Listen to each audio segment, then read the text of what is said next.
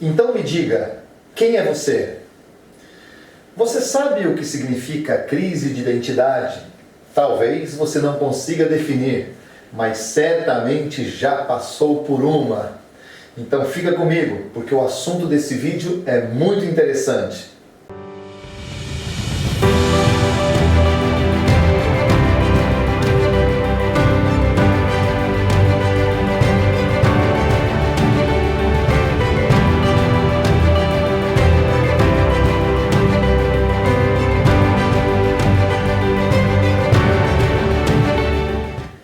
Em nenhum outro momento da história se viu tantas pessoas com crise de identidade como nos dias de hoje. Por quê? Porque essa sociedade pós-moderna nos cobra quanto a quem devemos ser e o que devemos possuir. E quando alguém não atinge o nível que as pessoas esperam, elas entram nesse labirinto de dúvidas chamado crise de identidade. E o grande problema é que pessoas com crise de identidade têm suas vidas marcadas pela insegurança, pelas incertezas, deixando-as incapazes de decidir mesmo as coisas mais simples. Têm autoestima muito baixa e normalmente são extremamente medrosas. A ciência não reconhece a crise de identidade como um transtorno psíquico, mas no meio informal dos acadêmicos, nos bastidores da psicologia e da psiquiatria, alguns afirmam que essas crises podem sim conduzir o indivíduo ao nível de transtornos mentais. A crise de identidade se estabelece sobre 3 pilares. Primeiro, a pessoa não sabe quem ela é. Segundo, não encontra o seu propósito de vida.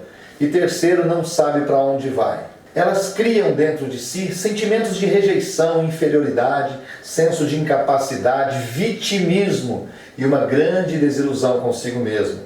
Então, se pudermos definir em poucas palavras o que é uma crise de identidade, podemos dizer que é a dúvida de si mesmo.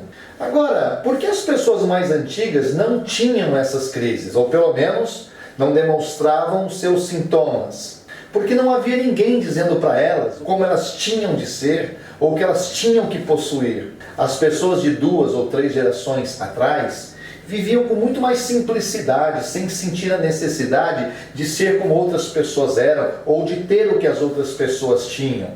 Nós podemos identificar alguns gatilhos que são como portas de entrada para essas crises. Como, por exemplo, a pessoa perde o emprego e não consegue se encaixar mais rapidamente. Quando os seguidos relacionamentos acabam em frustrações e decepções, quando a vida financeira não decola mesmo depois de tantas tentativas.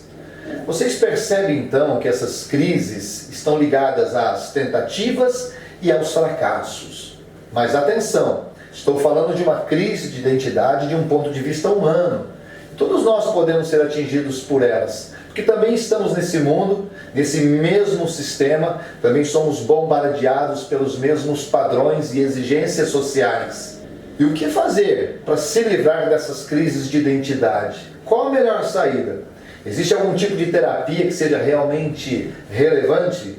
Na verdade, sim, porque existem terapias que te ajudam a viver melhor consigo mesmo, aceitar suas falhas, etc. E toda terapia que ajuda o ser humano a aceitar a sua realidade será, de alguma maneira, um bom remédio. No entanto, tem um outro tipo de crise de identidade ainda pior, e esta atinge os cristãos. É a crise de identidade espiritual. E tem uma ligação com tudo aquilo que eu falei até aqui. O que muda é a origem dessa crise. Tem a ver com não saber quem somos em Cristo, tem a ver com não saber o propósito de vida em Cristo e ainda tem a ver com não estarmos seguros da eternidade em Jesus. Quem sou? Qual o propósito da minha vida, da minha existência e para onde estou indo em Jesus? Então eu vou ler a história do filho pródigo, dando ênfase nas atitudes do irmão mais velho, que relata os detalhes de uma vida de uma pessoa com crise de identidade. Vamos ao texto de Lucas 15, 11, 32. E disse: um certo homem tinha 2 filhos, e o mais moço deles disse ao pai: Pai, dá-me a parte da fazenda que me pertence. E ele repartiu por eles a fazenda. E poucos dias depois, o filho mais novo, ajuntando tudo, partiu para uma terra longínqua e ali desperdiçou a sua fazenda, vivendo dissolutamente. E havendo ele gastado tudo, houve naquela terra uma grande fome e começou a padecer necessidades. E chegou-se a um dos cidadãos daquela terra, o qual o mandou aos seus campos a apacentar porcos. E desejava encher o seu estômago com as bolotas que os porcos comiam, e ninguém lhe dava nada.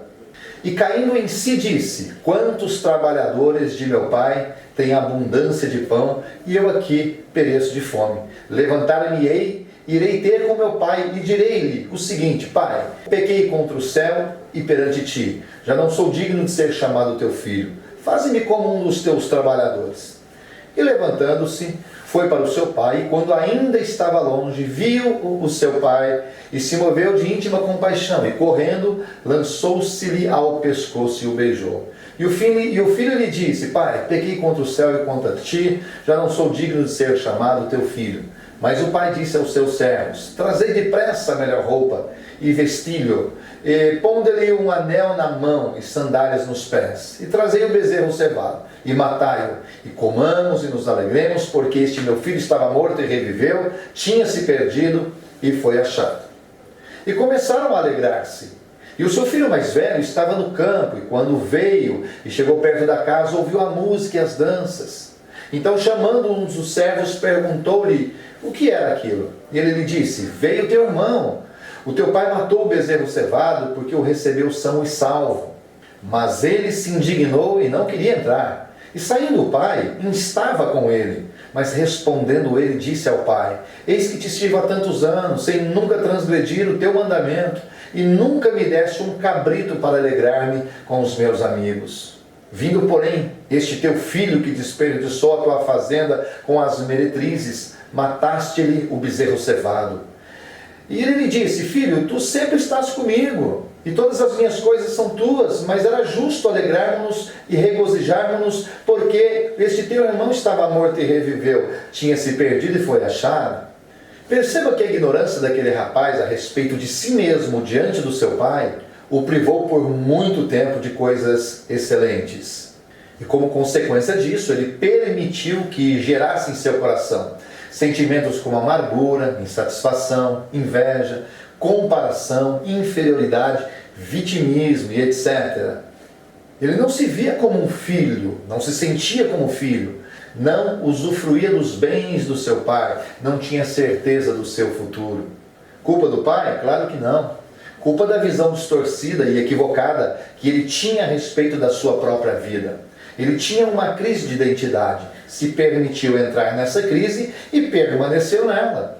E então, com o passar do tempo, ele também alimentou um sentimento de raiva pelo irmão que foi embora.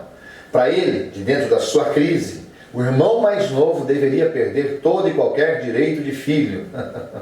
Então podemos notar que a pessoa com crise de identidade não apenas priva-se a si mesmo de usufruir do que é seu por direito, como não aceita que outras pessoas também usufruam. Mas pastor, desculpa aí, o que tem a ver comigo? Eu não entendi onde eu estou nessa história. O que tem a ver com a minha realidade? Na verdade, essa história retrata a vida do ser humano diante de Deus.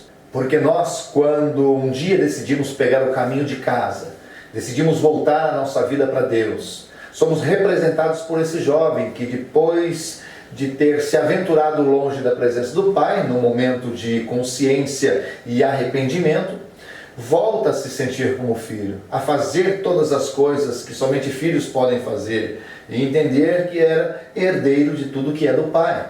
Bem, isso é muito bom.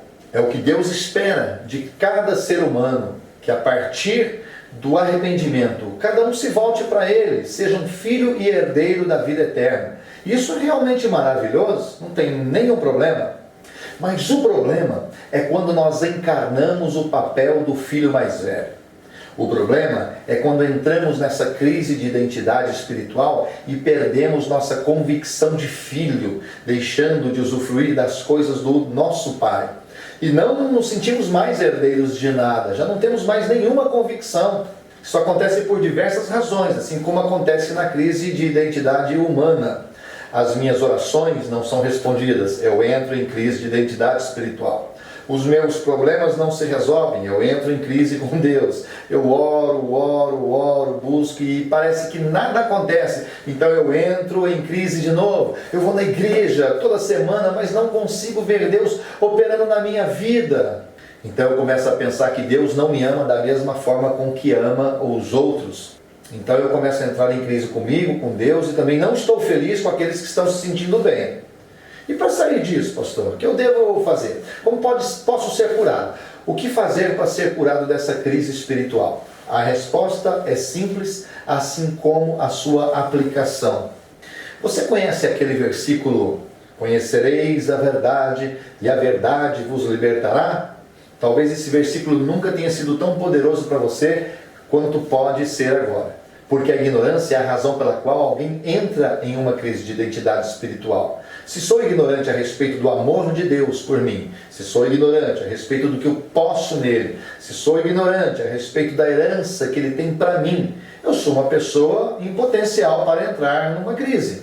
Ao contrário, porém, se sou conhecedor das verdades espirituais que dizem respeito à minha vida, fará com que eu permaneça nele, mesmo em tempos de vacas magras, protegendo a minha mente e meu coração contra essas crises. Conhecer quem eu sou nele não me permitirá jamais ser derrotado pelas circunstâncias, pois sabendo quem sou, saberei o que posso. E se estou convicto da minha identidade, das minhas possibilidades, não terei problemas quanto à minha herança nele.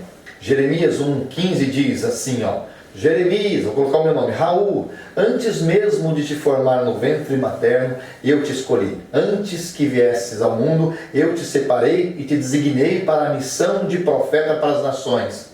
Eu acredito nisso, e você? 1 Pedro 2,9 está escrito assim, porém, vós sois geração eleita, sacerdócio real, nação santa, povo de propriedade exclusiva de Deus, cujo propósito é proclamar as grandezas daquele que vos convocou das trevas para a sua maravilhosa luz. Olha que afirmação maravilhosa. E João 3,16 então, o que você pode me dizer?